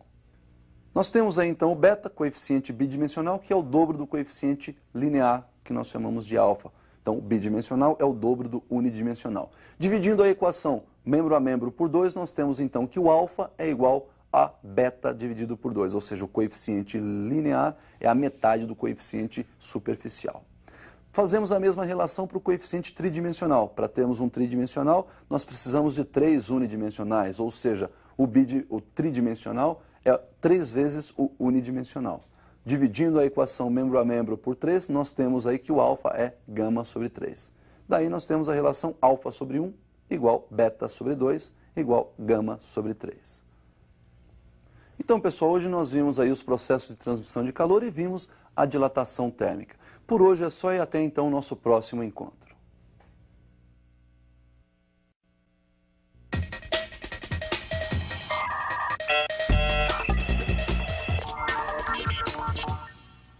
Olá pessoal, estou aqui com vocês para mais uma das nossas aulas de física e hoje nós vamos falar dos gases perfeitos. Devemos lembrar aí de algumas variáveis de estado importantes para esse estudo, por exemplo, temperatura, pressão e volume. A temperatura nós vamos usar na escalinha Kelvin, aquela escala absoluta. O volume é o próprio volume do recipiente que acondiciona esse gás, e a pressão, como já definiu Pascal, força sobre área, pressão é a pressão que esse gás exerce nas paredes do recipiente. Bom, se nós mantivermos, por exemplo, constante a pressão, nós temos aí uma transformação que deverá ser chamada de isobárica ou isopiésica. Então nós temos uma lei que vai explicar as transformações isobáricas. Se nós mantivermos, por exemplo, constante a temperatura constante, nós vamos ter aí as transformações isotérmicas, constante térmicas de temperatura. Então nós temos aí também uma lei que rege as transformações isotérmicas. E se nós considerarmos, por exemplo, o volume constante, nós temos as transformações isométricas ou isovolumétricas ou isocóricas, né? Então, volume constante, isocórica, isovolumétrica ou isométrica, também temos uma lei que rege essa nossa transformação. E por fim, veremos a equação de Clapeyron e uma lei geral, né, para o estudo dos gases perfeitos. Nós vamos começar então com aquela transformação em que nós vamos manter constante a temperatura do gás e, consequentemente, sendo constante a temperatura, alterando o volume, nós vamos poder observar o que acontece com a pressão e vice-versa. Então verifiquem essa primeira lei que foi elaborada por Boyle e Marriot. A lei de Boyle e Marriot rege então as transformações isotérmicas e nós temos aí que a temperatura então vai se manter constante. Observou-se então que, mantendo-se constante a temperatura, o produto da pressão pelo volume também se mantinha constante. E que esse produto então, obviamente, se você dividir os dois lados aí pelo nosso volume, nós vamos ter que a pressão é igual a constante sobre volume. Isso nos permite concluir que a pressão e o volume são inversamente proporcionais. Quanto maior a pressão, menor o volume. Conforme a pressão vai diminuindo, e você pode observar isso aí no gráfico, olha lá, a pressão vai diminuindo, o volume vai aumentando, o que resulta numa curva característica de uma relação inversamente proporcional, que é uma hipérbole. Percebam então que para cada pressão você tem um volume correspondente. Pressão P1, volume V1. Pressão P2, volume V2. Como PV é constante, eu posso dizer então que o produto da pressão P1 pelo volume V1 vai ser igual ao produto da pressão P2 pelo volume V2 e assim por diante. Isso então também nos permite concluir que todos os pontos que estão sobre esta curva, sobre esta hipérbole, têm a mesma temperatura absoluta. Pessoal, então esta é a primeira lei que rege lá as transformações isotérmicas. A segunda lei, elaborada por Gay-Lussac, ela rege as transformações isobáricas ou isopiésicas. Então nós também vamos definir essa lei mantendo lá a pressão constante e vendo o que vai acontecer com temperatura e volume. Qual a relação entre volume e temperatura? Observem. Nós temos aí uma lei que rege então as transformações isobáricas e mantendo então pressão constante, observou-se que tanto o volume quanto a temperatura variavam na mesma relação, ou seja, uma relação direta. Aumentando o volume, aumentava-se a temperatura. Concluiu-se então que volume era igual a constante vezes a temperatura. Nós temos então uma relação diretamente proporcional, portanto uma reta, e essa reta, percebam, não pode passar no cruzamento dos eixos porque nós não temos aí temperatura absoluta zero na prática. Então vai começar um pouquinho acima aí do cruzamento dos eixos. Para uma temperatura T1, volume correspondente V1, temperatura T2, volume V2. Percebemos aí que a nossa relação, então, volume sobre temperatura se mantém constante, portanto, V1 sobre T1, eu posso dizer que é igual a V2 sobre T2. E todos os pontos que fazem parte dessa reta, então, têm a mesma pressão. Então, essa foi a nossa segunda lei, a lei de Gay-Lussac. Terceira lei, elaborada por Charles, é aquela lei que rege as transformações isométricas ou isovolumétricas ou as leis isocóricas, né? Seria um terceiro nome, isocórica. Essa lei, então, é aquela onde nós vamos manter o volume constante, vamos variar a pressão e observar o que acontece com a temperatura. Então, vamos observar a lei de Charles aí no visual. Então, a lei de Charles rege as transformações isocóricas, né? Nós temos aí a pressão diretamente proporcional à temperatura, uma vez que o volume é mantido constante. Pressão igual constante vezes temperatura. Se dividirmos aí os dois lados da equação por temperatura, nós temos que a pressão sobre temperatura igual a um valor constante. Graficamente, essa relação também é representada por uma reta.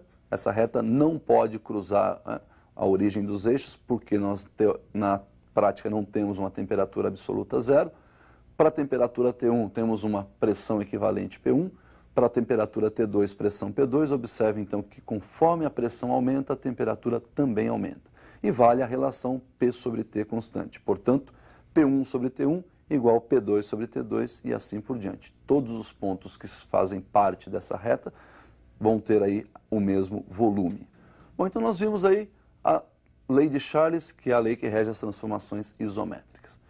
Clapeyron então definiu uma equação que engloba aí a pressão, o volume e a temperatura em função daquela constante que nós vimos. Observe então como é que vai ficar a equação do Clapeyron. Nós temos aí PV igual a constante vezes T, já envolvendo então pressão, volume e temperatura. E Clapeyron define que essa constante é dada pelo produto NR, onde N é o número de mols e esta constante R ele batizou aí de constante universal dos gases perfeitos. Então, substituindo lá na equação PV igual a constante vezes T, a constante por NR, nós temos PV igual N vezes R vezes T. PV igual NRT. Esse R é uma constante, os seus valores foram calculados, determinados por Clapeyron. Nós temos lá então que esse R vai ser de 0,082 se a pressão estiver em atmosfera, o volume em litros, né?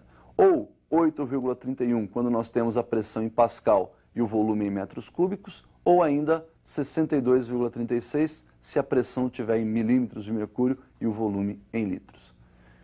Então nós vimos aí a equação de Clapeyron, PV igual a NRT. Para você memorizar essa equação, você tem vários modos, né? Primeiro você pode, por exemplo, pensar numa frase bonita para o seu próprio futuro.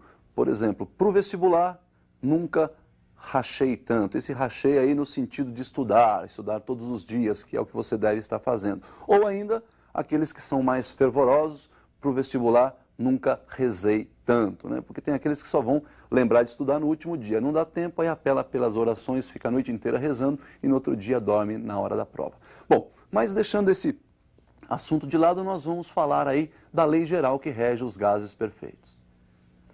Para observar essa lei geral, fiz um visual para você e nós vamos, a partir desse visual, definir a lei geral. Então nós temos aí, para definir a lei geral, um recipiente, no momento o volume V1, acondicionado nesse recipiente nós temos um gás, esse gás então exerce aí uma força nas paredes do recipiente, consequentemente exerce uma pressão que eu chamei de P1, né? E o estado de agitação de suas moléculas nos permite medir sua temperatura, nós vamos chamar essa temperatura de T1.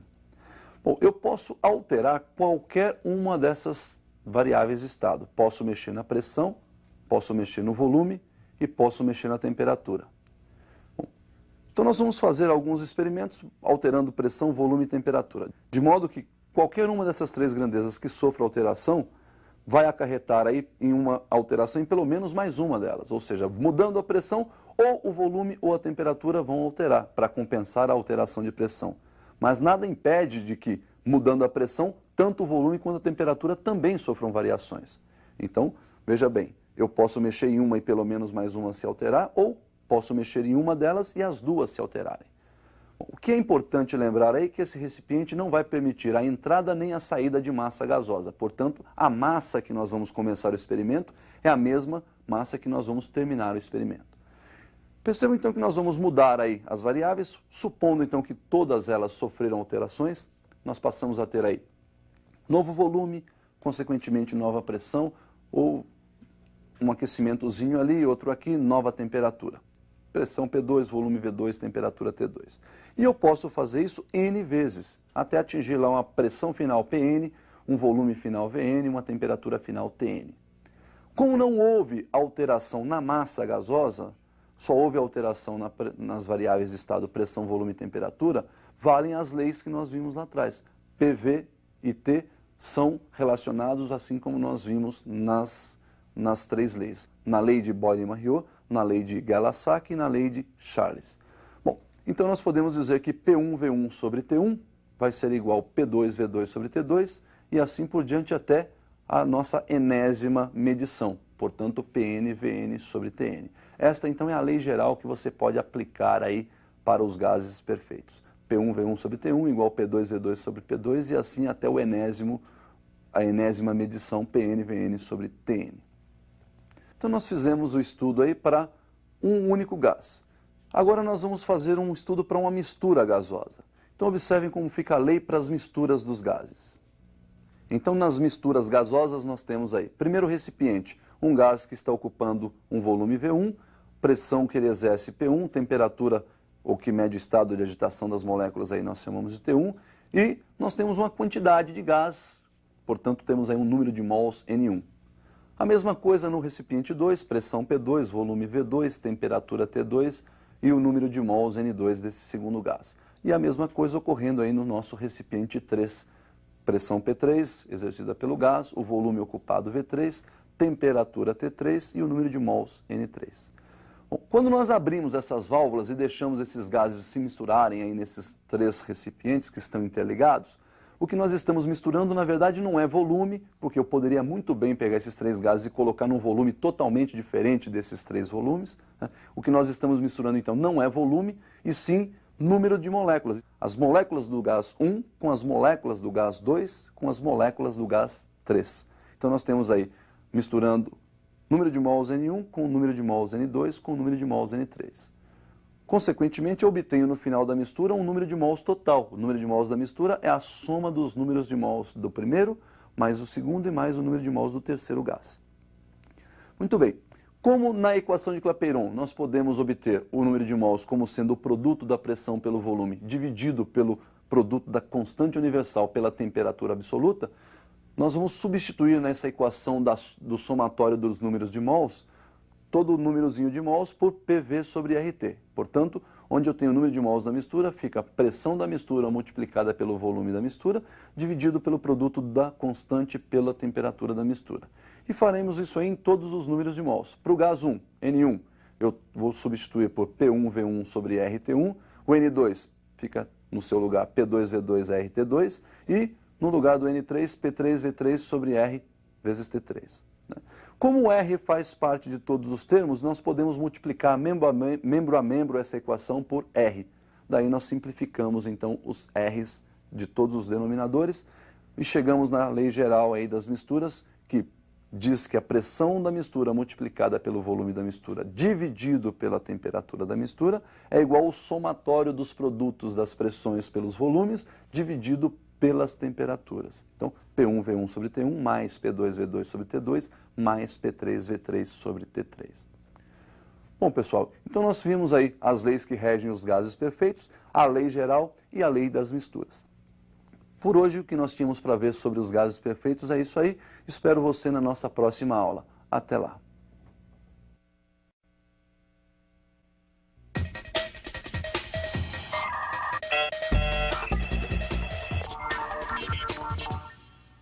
Oi pessoal, estou aqui com vocês para mais uma das nossas aulas e hoje nós vamos falar aí da termodinâmica. Termodinâmica então é a parte da física que vai relacionar duas formas de energia em trânsito. Uma que nós já estudamos lá atrás, que é o calor, e uma outra que nós vamos estudar hoje, que é o trabalho. Né? Calor então é energia térmica em trânsito e trabalho energia mecânica em trânsito. Vamos definir então o trabalho numa transformação qualquer. Então numa transformação qualquer, aí, olha, uma transformação que sai do estado 1 e vai para o estado 2, nós temos aí, no diagrama de Clapeyron, diagrama PV, a área sob essa curva sendo numericamente igual ao trabalho. Né? Esse trabalho ele pode ser realizado, ele pode ser recebido. Volume aumentando, nós temos um trabalho positivo, consequentemente o sistema realiza trabalho sobre o meio externo. Quando o volume diminui, nós temos um trabalho negativo, isso significa então que o nosso sistema está recebendo o trabalho do meio externo. Por outro lado, se o volume não se altera, não varia, se o volume permanece constante, nós temos que o trabalho é nulo, ou seja, o sistema não troca trabalho com o meio externo. Bom, então como vocês perceberam, essa relação de volume aumenta e diminui, basta você pensar um sistema aqui na minha mão. Quando esse sistema sofre uma expansão, o seu volume aumenta. Para isso, o sistema tem que empurrar o meio externo para abrir caminho para esse aumento. Então, ele está realizando trabalho sobre o meio externo. Quando o sistema sofre uma força externa, né, ele tem que sofrer uma diminuição, uma contração. Então, é o meio que realiza trabalho sobre o sistema. Daí a relação de volume aumentando e diminuindo. Tá? Nós vamos observar alguns casos particulares. Por exemplo, observem a transformação isobárica, quando a pressão se mantém constante. Bom, então trabalho numa transformação isobárica, veja aí no diagrama de Clapeyron, pressão constante enquanto o volume varia de V1 para V2. A área sob essa reta que representa a nossa transformação é numericamente então igual ao trabalho.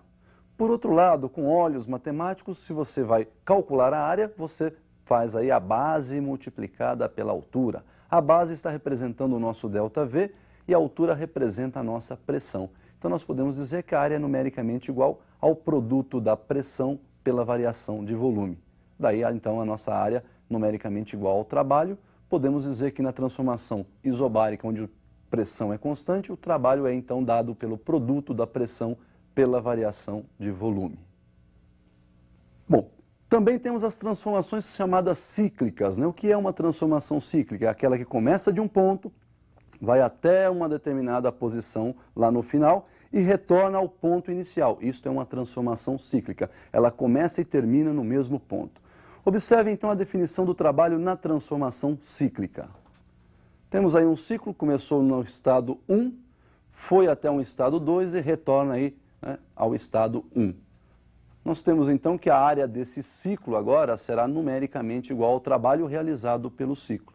Então o trabalho do ciclo é numericamente igual à área, somente a área dentro do ciclo, né? Esse ciclo então é formado por, nesse caso aí, por duas transformações. Transformação de 1 para 2 e a transformação de volta, que é a transformação de 2 para 1.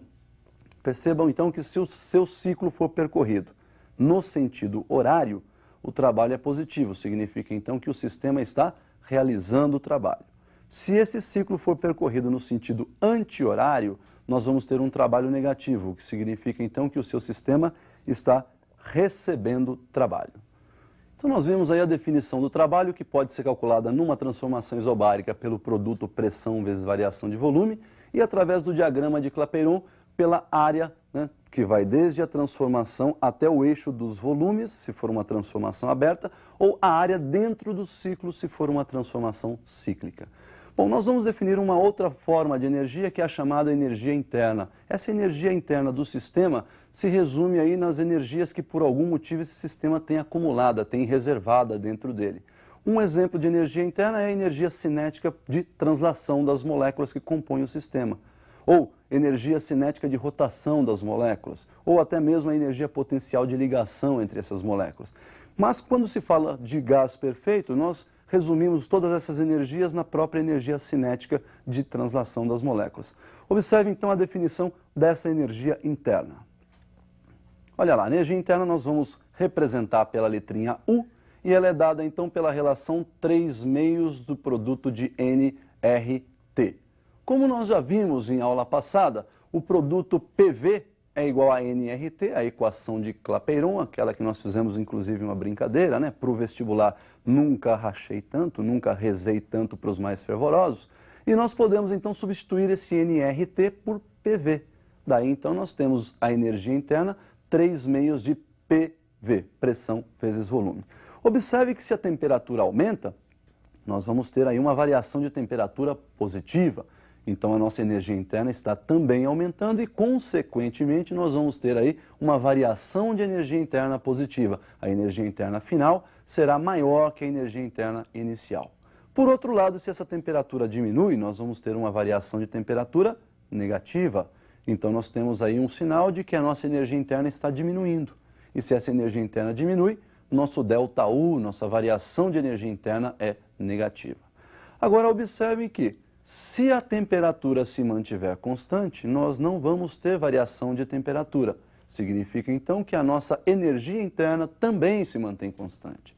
E, consequentemente, nós não vamos ter variação de energia interna. Uma observação para vocês, olha lá. Não valem essas observações que nós fizemos para mudanças de estado. Quando se fala de mudança de estado, mesmo sendo constante a temperatura, está havendo uma mudança no estado de agregação das moléculas e, consequentemente, a energia interna vai se alterar. Então, nós vimos aí que a energia interna é uma função de ponto, né? Ela depende somente da temperatura daquele momento, daquele instante, daquele ponto ali. Então, nós vamos observar o seguinte, se a transformação for cíclica, ela sai de um ponto inicial, dá uma volta e retorna de novo ao ponto inicial. Percebam que o ponto inicial e o ponto final vão ser coincidentes. Daí então as temperaturas inicial e final são exatamente iguais. Observem no visual como fica então a variação da energia interna dentro de um ciclo, ou numa transformação cíclica. Olha lá, na transformação cíclica nós não vamos ter variação de energia interna, ela vai ser nula. Por quê?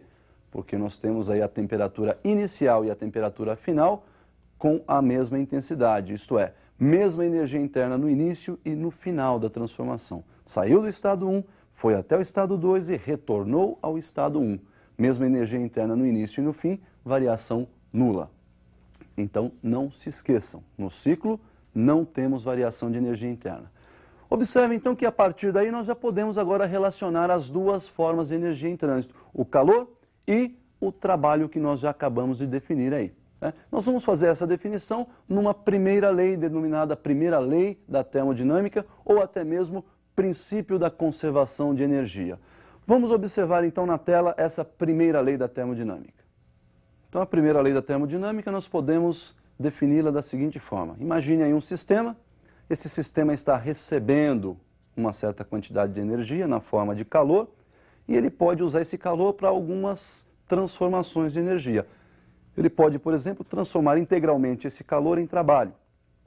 Por outro lado, ele pode simplesmente pegar toda essa quantidade de energia térmica que entrou, toda essa quantidade de calor, e transformá-la em energia interna, ou seja, deixar essa energia acumulada dentro dele mesmo. E por outro lado, ele pode fazer as duas coisas simultaneamente. Um pouco ele guarda para ele em forma de energia interna e o restante ele utiliza para a realização do trabalho. Nós podemos então observar que existe aí uma conservação de energia. A quantidade de calor que entrou no sistema pode ser transformada em parte em trabalho e em parte em energia interna. Somatório da energia que entra, que é o calor, igual ao somatório da energia transformada, que é o trabalho, mais a variação de energia interna sofrida pelo sistema. Então nós observamos aí que essa lei é bem simples de ser aplicada. O que não é simples é você esquecer aí de alterar os sinais. Calor que entra é calor positivo, calor que sai é calor negativo. Então o sistema ele pode estar recebendo o calor, mas ele pode estar cedendo o calor. Trabalho realizado é trabalho positivo, trabalho recebido é trabalho negativo. Então cuidado, se ele realiza trabalho, esse trabalho é positivo, se ele recebe, esse trabalho é negativo. E a energia interna, quando ela aumenta, tem uma variação positiva, quando ela diminui, a variação é negativa. Então também temos que tomar cuidado aí com esse sinalzinho. A equação é simples, mas na hora de substituir os valores, eles devem ser substituídos com seus respectivos sinais. Não podemos esquecer isso aí. Tudo bem? Vamos mais para um caso particular aí. Observem a transformação isotérmica. Dê uma olhada aí então como fica essa primeira lei aplicada na transformação isotérmica.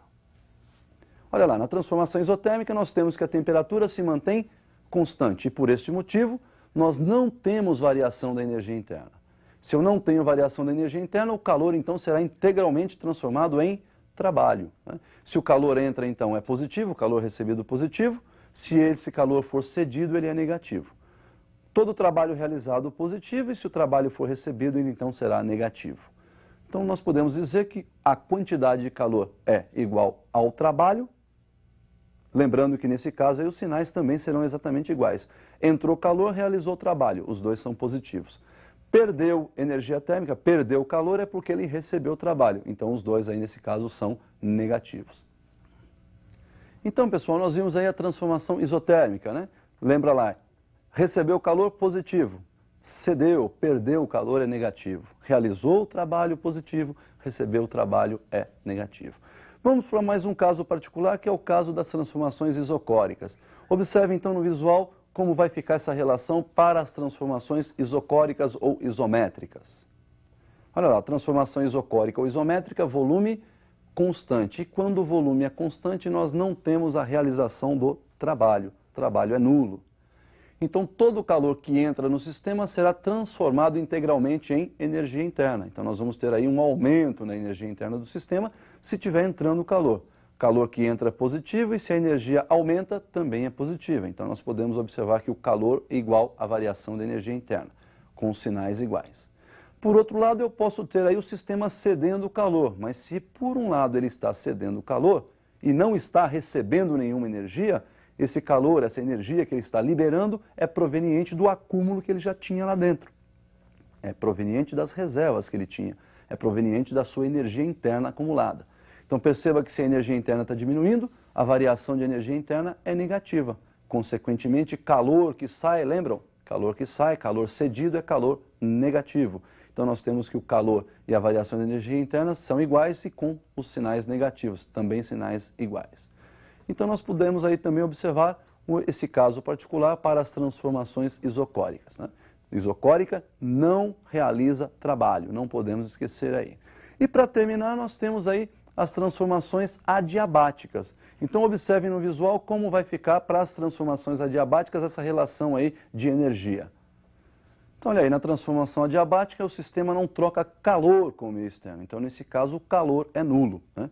Nós vamos ter aí então, nessa transformação, o sistema realizando trabalho utilizando aí a própria energia interna. Então veja bem, quando ele realiza trabalho, trabalho positivo. E a sua energia interna, então, por conta disso, está diminuindo, variação negativa. Por outro lado, ele pode estar recebendo trabalho.